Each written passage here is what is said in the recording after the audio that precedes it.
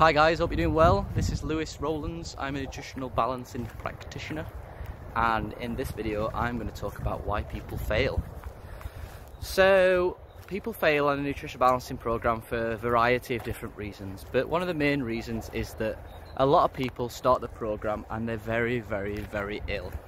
And what they do is they start a program that is very pure, and it's a little bit like mixing two volatile substances together.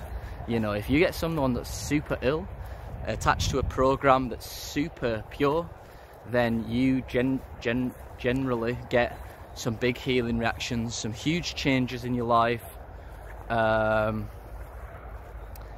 it can really stop people from doing the program. Now the solution to that is to try and start slowly, to really just take your time, be gentle with yourself, realise that healing is a marathon, not a sprint. We've talked about this a bit on the channel before. Start slowly, start with the diet, read the articles, take your time, do the lifestyle first.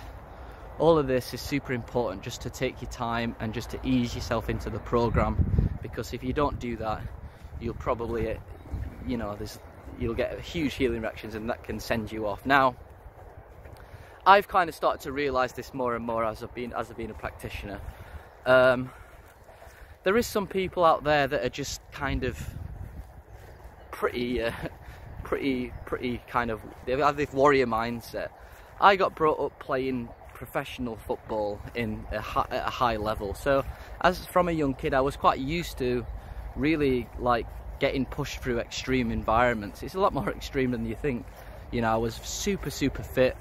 I had this tendency and this willfulness to just push myself way more than I should do.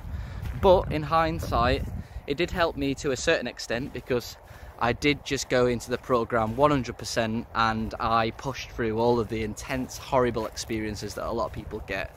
I've begun to realise that not everyone thinks like that, so it is important to just take your time and ease your way into it, because a lot of people just cannot handle the intensity of what comes up. Now, it's just a testament to how impure a person is. Like, I'm fairly healthy now, so the program to me is a doddle. I don't get any of these crazy reactions because my body is resonating at a higher frequency that's kind of, you know, meeting the frequency of the nutritional balancing program. So that's probably the main reason why people fail. The second reason is time factor. People have got no idea the time it takes to heal. I didn't.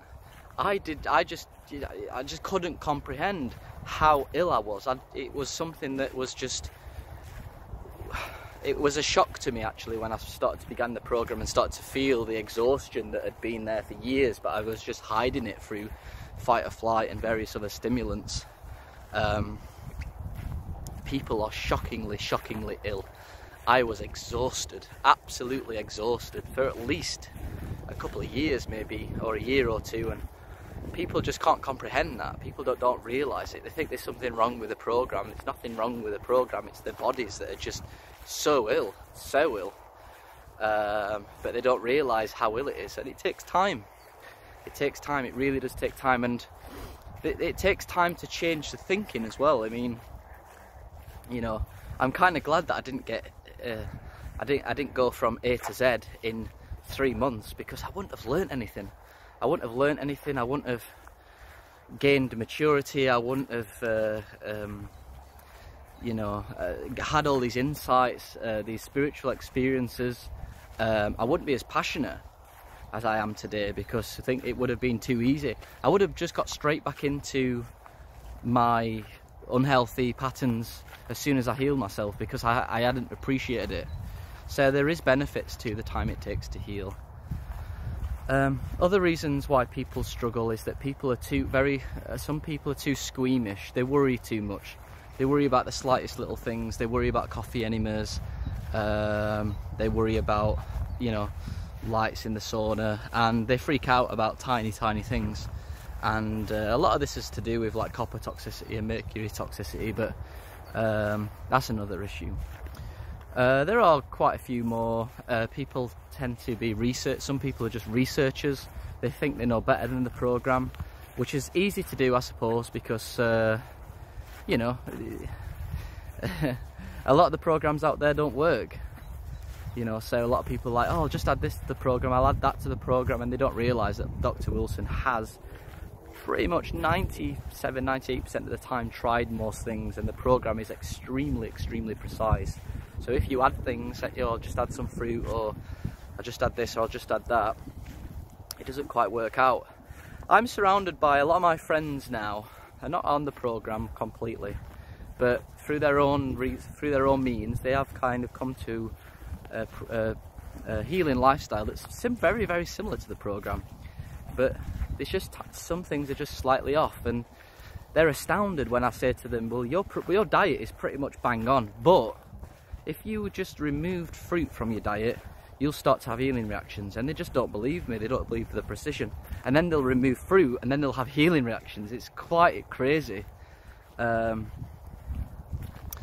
have another friend who, it's quite a controversial topic, but it's a lot of it's to do with biochemistry and eating meat. Eating meat tends to make you more yang and tends to make you more attracted to the opposite sex.